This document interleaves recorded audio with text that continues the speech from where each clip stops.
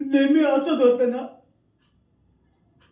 जेव्हा बोलायची वेळ असते तेव्हा शब्द नसतात, जेव्हा शब्द सुचतात तेव्हा समोरचा माणूस खूप दूर निघून गेलेला असतो.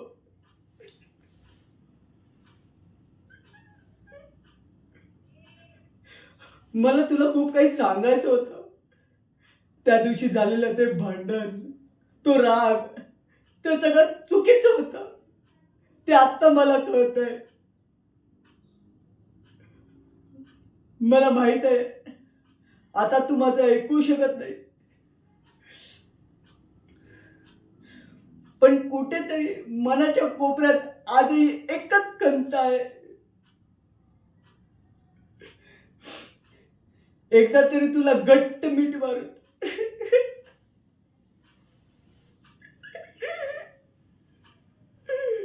सॉरी म्हणायला हवं होतं. पण ठीक आहे. तुझी ही आठवण आजही माझ्यासोबत आहे.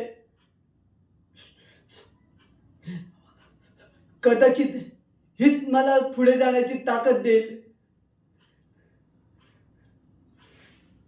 धन्यवाद.